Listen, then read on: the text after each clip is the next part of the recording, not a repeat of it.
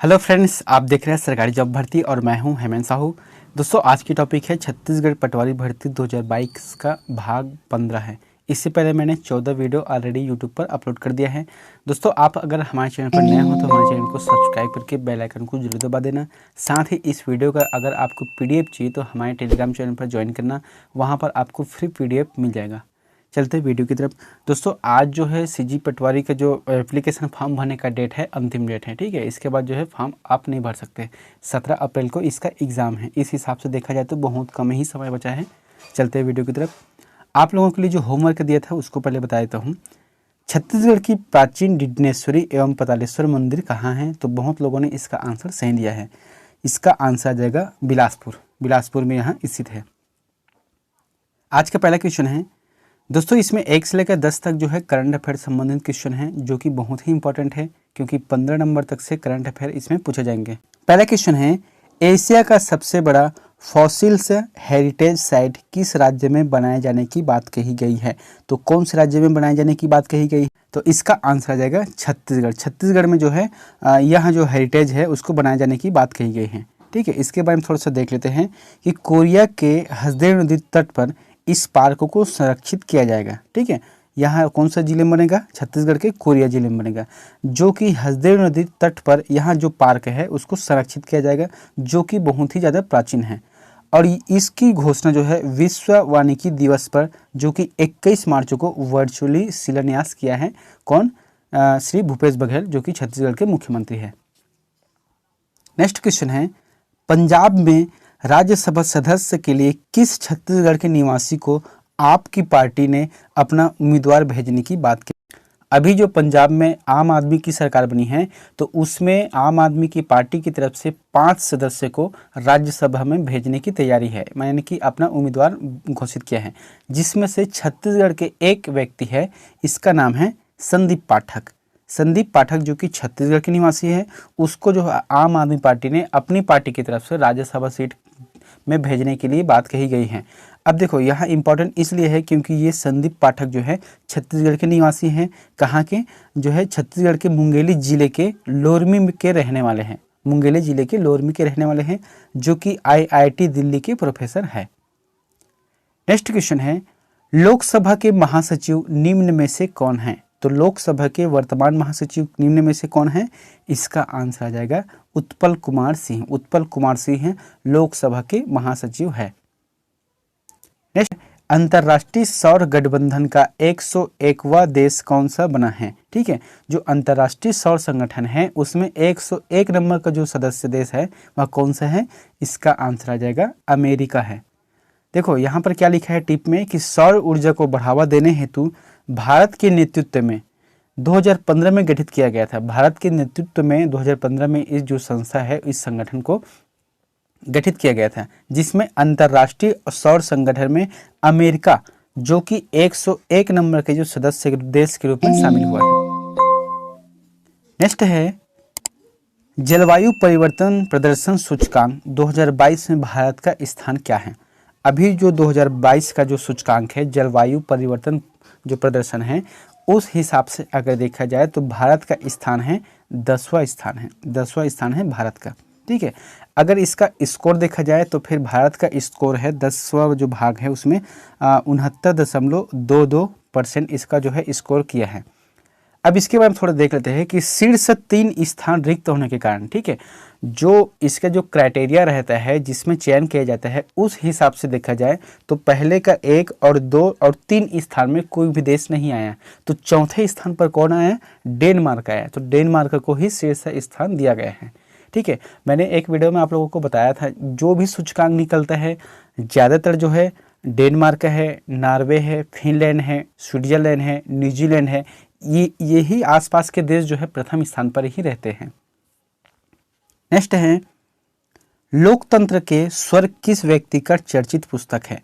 तो एक पुस्तक है लोकतंत्र के स्वर, तो कौन से व्यक्ति के चर्चित पुस्तक है? इसका आंसर है रामनाथ कोविंद, जो कि भारत के राष्ट्रपति, जिन्होंने एक पुस्तक लिखा है। उस पुस्तक का नाम क्या है? लोकतंत्र के स्वर। नेक्स्ट है, भारतीय महिला क्रिकेट टीम के वर्तमान मुख्य कोच कौन? तो वह मुख्य कोच कौन है? इसका आंसर आ जाएगा रमेश पवार। रमेश पवार जो है महिला क्रिकेट टीम के मुख्य कोच है। अगर बात किया जाए पुरुष टीम की तो फिर इसका आंसर आ जाएगा राहुल द्रविड़ है। नेक्स्ट क्वेश्चन है, भारत में वर्तमान समय में कितने महारत्न कंपनियों की कुल संख्या है? तो देखो यहाँ पर क्या है, एक होता है महारत्न कंपनी और एक होता है नवरत्न कंपनी। तो भारत देश में अभी वर्तमान के दृष्टिकोण से महारत्नों जो कंपनी है उसकी संख्या कितनी है? इसका आंसर आ जाएगा 11 महारत्न है भारत देश में अभी। नेक्स्ट क्वेश्चन है, अक्टूबर 2021 के अनुसार रेपो रेट कितनी है? तो अक्टूबर 2021 के अनुसार रेपो रेट कितनी है? इसका आंसर आ जाएगा 4.0%। दोस्तों ये जो है हर समय में जो बदलता रहता है इसका जो रेपो रेट है और रिवर्स जो रेपो रेट है, तो इसको जो हमेशा करंट अफेयर के हिसाब से पढ़ते रहना चाहिए। नेक्स्ट क्वेश्चन है, विश्व का सबसे ऊंचा रेल आर्च पुल किस राज्य में स्थित है? तो विश्व का सबसे ऊंचा रेल आर्च पुल किस राज्य में स्थित है? तो इसका आंसर आ जाएगा जम्मू कश्मीर में स्थित है। ठीक है, जो कि चिनाब नदी पर स्थित है और जिसकी लंबाई लगभग 13.15 किलोमीटर है और ऊंचाई अगर बात करें तो फिर 359 मीटर इसकी ऊंचाई है। नेक्स्ट है, अनेक प्रोसेसरों द्वारा की जाने वाली 2 या अधिक प्रोग्रामों की लगातार प्रोसेसिंग खालिस्तान कहलाती है। तो फिर यहाँ पर क्या बोल रहे हैं कि जो अनेक प्रोसेसर है यानी कि बहुत सारे प्रोसेसर द्वारा 2 या अधिक प्रोग्रामों की लगातार प्रोसेसिंग करना क्या कहलाता है? इसका आंसर आ जाएगा मल्टी प्रोग्रामिंग है। नेक्स्ट है, माई कंप्यूटर में क्या नहीं होता? तो माई कंप्यूटर को अगर आप ओपन करोगे तो उसमें क्या नहीं होता? देखो माई कंप्यूटर में क्या क्या होता है, ड्राइव होता है जैसे कि सी ड्राइव है, डी ड्राइव है, ई ड्राइव है, कंट्रोल पैनल वो तो खुलता ही है, नेटवर्क का ये भी रहता है, बस फोल्डर नहीं रहता। अब कैसे फोल्डर नहीं रहता? उसके जो ड्राइव दिखता है माई कंप्यूटर में ड्राइव दिखता है तो ड्राइव को ही अगर क्लिक करें उसके अंदर में फोल्डर रहता है, लेकिन माई कंप्यूटर में फोल्डर नहीं रहता, ड्राइव के अंदर में फोल्डर रहता है। नेक्स्ट क्वेश्चन है, इंटरनेट के लिए किस टोपोलॉजी का उपयोग होता है? तो कौन से टोपोलॉजी का उपयोग होता है इंटरनेट के लिए? इसका आंसर आ जाएगा ट्री, TREE का उपयोग होता है। नेक्स्ट क्वेश्चन है, सॉफ्ट कॉपी अमूर्त आउटपुट है तो हार्ड कॉपी क्या है? जो सॉफ्ट कॉपी है वह अमूर्त रूप से आउटपुट है। ठीक है, जो प्रोसेसिंग करता है, जो आउटपुट देता है, जो इन्फॉर्मेशन देता है वो सॉफ्टवेयर है। लेकिन अगर हार्ड कॉपी की बात किया जाए तो वहाँ क्या है? तो हार्ड कॉपी क्या होता है? फोटो कॉपी होता है। तो वहाँ है, इसका आंसर आ जाएगा प्रिंटेड आउटपुट, यानी कि जो फोटो कॉपी रहता है उसे हार्ड कॉपी कहा जाता है। नेक्स्ट क्वेश्चन है, कंप्यूटर पर जानकारी खाली स्थान के रूप में स्टोर की जाती है। तो किस रूप में स्टोर की जाती है कंप्यूटर पर जानकारी? इसका आंसर है एनालॉग डाटा, एनालॉग डाटा के रूप में इसको स्टोर की जाती है। नेक्स्ट है, धन का ट्रैक रखने और बजट बनाने के लिए कैलकुलेटर की तरह काम करने वाले प्रोग्राम को खालिस्तान कहते हैं। तो क्या कहते हैं? जैसे कोई भी अकाउंटेंट में काम करना रहता है या फिर कोई भी जो जानकारी रहता है वहाँ एक्सेल के माध्यम से ही बनता है। यहाँ पर क्या आ जाएगा? स्प्रेडशीट आ जाएगा, जो कि MS एक्सेल भी कहा जाता है। इसके माध्यम से आप जितने भी अंक को अगर मल्टीप्लाई करना है या फिर डिवीज़न करना है या फिर किसी भी तरीके से करना है अकाउंटिंग काम, तो इसमें कर सकते हैं। नेक्स्ट क्वेश्चन है, खालिस्तान सॉफ्टवेयर के 2 प्रमुख वर्ग है। तो खालिस्तान सॉफ्टवेयर के 2 प्रमुख वर्ग कौन कौन सी हैं? इसका आंसर आ जाएगा 3rd नंबर का, जो सिस्टम है और एप्लीकेशन है। क्योंकि जो सॉफ्टवेयर है वहाँ 2 प्रकार के होते हैं, एक सिस्टम सॉफ्टवेयर होता है और एप्लीकेशन सॉफ्टवेयर होता है। नेक्स्ट है, वह मुझसे बड़ा है, यह कैसा वाक्य है? तो कौन सा वाक्य है यहाँ? तो इसका आंसर आ जाएगा विधिवाचक वाक्य है, वह मुझसे बड़ा है वो। नेक्स्ट है, अमृत का अनेकार्थी शब्द अर्थ जो है अनेक अर्थों में कोई ना कोई रूप से इसका अर्थ मिलता है, इसलिए अनेकार्थी कहा गया है। अमृत का जो अनेकार्थी शब्द नहीं है, देखो यहाँ पर क्या कहा गया है कि जल है उसको अमृत कहा गया है, सुंदर को भी अमृत कहा गया है और शिव को भी अमृत कहा गया है। लेकिन जो चौथा ऑप्शन है नीरस, इस यहाँ जो है अमृत का जो अनेकार्थी शब्द नहीं है। नेक्स्ट क्वेश्चन है, एक तो करेला दूसरे में नीम चढ़ा का अर्थ है। तो जो शब्द है एक तो करेला दूसरे में नीम का चढ़ा, तो इसका अर्थ क्या है? इसका आंसर आ जाएगा 2nd नंबर, यानी कि कुटिल की संगति में और कुटिल हो। नेक्स्ट है, मुट्ठी गर्म करना मुहावरे का अर्थ है। तो मुट्ठी गर्म करना मुहावरे का अर्थ है, इसका अर्थ क्या होता है? इसका आंसर है घूस देना, है ना। जैसे कि कोई जगह ऑफिस में जा रहे हो, किसी को घूस दे रहे हो, तो हुआ क्या कि आप किसी की मुट्ठी गर्म कर रहे हो। नेक्स्ट है, विसर्ग संधि में किसका मेल होता है? तो विसर्ग संधि में किसका मेल होता है? इसका आंसर है विसर्ग के साथ स्वर या व्यंजन का मेल होता है। विसर्ग के साथ स्वर या व्यंजन का मेल होता है। अब देखो, विसर्ग संधि को पहचानने के सबसे शॉर्टकट तरीका है और बहुत इजी। उसमें जो है आहा की मात्रा रहता है। जैसे कि एक है प्रातःकाल, ठीक है, तो यहाँ पर क्या आ जाएगा? 2 अम की मात्रा आ गए, उसके बाद काल आ गया। और उसी तरह से जैसे कि निःशुल्क है तो निह धन शुल्क, ठीक है, तो इस तरीके जो शब्द आता है वहाँ विसर्ग संधि का उदाहरण है। नेक्स्ट है, मितभाषी शब्द का विपरार्थी शब्द क्या है? तो मितभाषी जो शब्द है उसका विपरार्थी शब्द क्या है? इसका आंसर देगा वाचाल। मितभाषी होता है बहुत ही कम बोलने वाला, और जो वाचाल होता है बहुत ही ज़्यादा बोलने वाला। नेक्स्ट क्वेश्चन है, त वर्ग में कौन सा शब्द नहीं है? तो देखो, त वर्ग रहता है, ठीक है, तो उसमें कौन सा शब्द नहीं है? तो इसका आंसर देगा पा और फा जो नहीं है। बाकी जो त वर्ग में है ता, था, द, ध, न रहता है। अच्छा, अब इसके जो प्रवृत्ति कैसे है? जो त वर्ग है वहाँ दंतव्य है। दंतव्य मतलब होता है कि जो ऊपर वाला दांत है और जीभ एक दूसरे से टकराता है। नहीं तो आप एक बार खुद बोल के देखना कि ता, था, द, ध, न, ठीक है, उसमें जीभ के साथ और दांत के साथ मिल रहा है। लेकिन जो प और फा है वहाँ होंठ से है, ठीक है, प और फा जो है होठों से जो संबंध रख रहा है। नेक्स्ट है, पुरुषोत्तम का समासिक विग्रह है। तो पुरुषोत्तम का समासिक विग्रह कौन सी है? इसका आंसर जाएगा पुरुषों में उत्तम। पुरुषों में उत्तम पुरुषोत्तम। नेक्स्ट क्वेश्चन है, मनुष्यों के लिए मानक ध्वनि स्तर है। तो मनुष्य रहता है, उसके मानक ध्वनि स्तर यानी कि कितने जो डेसिबल है उतने तक सुन सकता है। इसका आंसर है 60 डेसिबल। 60 डेसिबल तक जो है मनुष्य इसको सुन सकता है। नेक्स्ट है, सूर्य ग्रहण के समय सूर्य का कौन सा भाग दिखाई देता है? जैसे कि सूर्य ग्रहण हो गया, ठीक है, जैसे कि ये सूर्य है और यहाँ पर चंद्रमा है बीच में और यहाँ पर पृथ्वी है। जब दोनों को देखोगे तो फिर जब पूर्ण सूर्य ग्रहण रहता है तो उस समय क्या दिखाई देता है? इसका आंसर आ जाएगा किरीट, जो कि कोष्टक में है कोरोना, ठीक है, जो किरीट भाग दिखाई देता है। यानी कि ग्रहण होने के बाद जो कोर से या फिर जो किनारे किनारे से जो प्रकाश आता है उसी को किरीट कहा गया है। नेक्स्ट क्वेश्चन है, टिक्का रोग किस में होता है? तो टिक्का रोग किस में होता है? इसका आंसर है मूंगफली में होता है टिक्का रोग। नेक्स्ट है, महाभारत का फारसी अनुवाद है। तो महाभारत का फारसी अनुवाद किस में है? इसका आंसर है रज्मनामा। रज्मनामा में जो है महाभारत का फारसी अनुवाद किया गया है। नेक्स्ट है, जनगणना 2011 के अनुसार भारत में स्त्री साक्षरता की दृष्टि से केरल के बाद दूसरा स्थान किस राज्य का है? ठीक है, तो साक्षरता दृष्टि में स्त्री हो चाहे पुरुष हो, उसमें केरल जो है सर्वप्रथम है। इसमें क्या कहा गया है कि स्त्रियों की जो साक्षरता की दृष्टि से केरल के बाद दूसरा राज्य कौन सा है? तो इसका आंसर है मिजोरम है। नेक्स्ट क्वेश्चन है, जब भारत को स्वतंत्रता प्राप्त हुई थी तो यूनाइटेड किंगडम में निम्न में से किस पार्टी की सत्ता थी? बहुत ही इंपॉर्टेंट क्वेश्चन है। यह क्वेश्चन बार बार रिपीट होता है कि जिस समय भारत जो आज़ाद हुआ था 15 अगस्त 1947 को, तो यूनाइटेड जो किंगडम है वहाँ पर किसकी सरकार थी? इसका आंसर है लेबर पार्टी की सरकार थी। नेक्स्ट क्वेश्चन है, 1565 में कौन सा प्रसिद्ध युद्ध हुआ था? तो 1565 में जो है एक तो हुआ था जो सल्तनत कालीन है और जो है विजयनगर साम्राज्य। तो इस समय हुआ था 1565 में तालीकोट का युद्ध हुआ था। नेक्स्ट है, अलमाटी बांध कहाँ है? तो अलमाटी बांध कौन से राज्य में स्थित है? इसका आंसर आ जाएगा कर्नाटक राज्य में स्थित है अलमाटी बांध।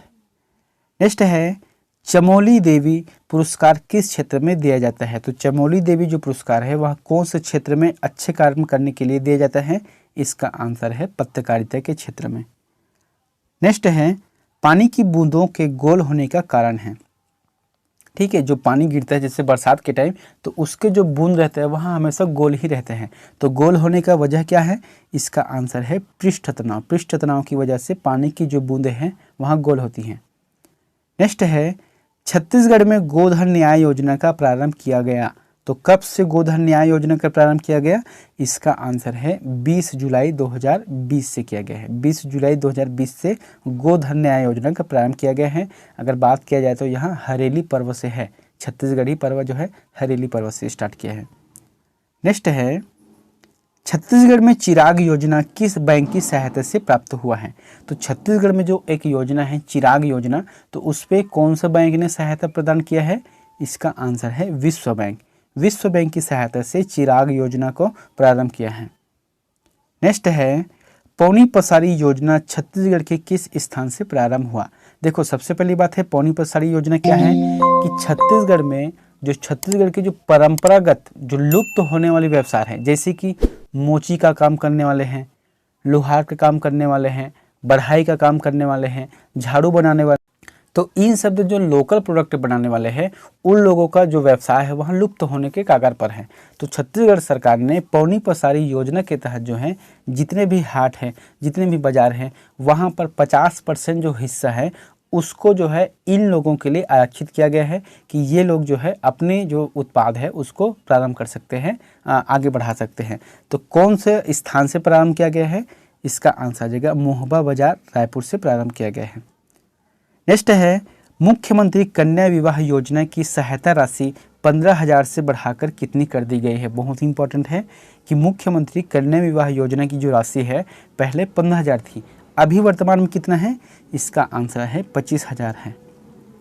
नेक्स्ट है, छत्तीसगढ़ के किस नदी का जल सबसे ज़्यादा प्रदूषित नदी मानी जाती है? तो छत्तीसगढ़ के कौन सी नदी है जिसकी जो जल है सबसे ज़्यादा प्रदूषित होती है? इसका आंसर है डंकनी और शंखनी। नेक्स्ट क्वेश्चन है, नवंबर 2021 के राउत नाचा महोत्सव बिलासपुर की किस क्रम का है? 1978 से है लगातार जो है बिलासपुर के जो मैदान है वहाँ पर, तो वहाँ पर जो है राउत नाचा का महोत्सव का कार्यक्रम किया जाता है। तो इस बार का नवंबर 2021 में जो कार्यक्रम हुआ वह कौन से क्रम का है?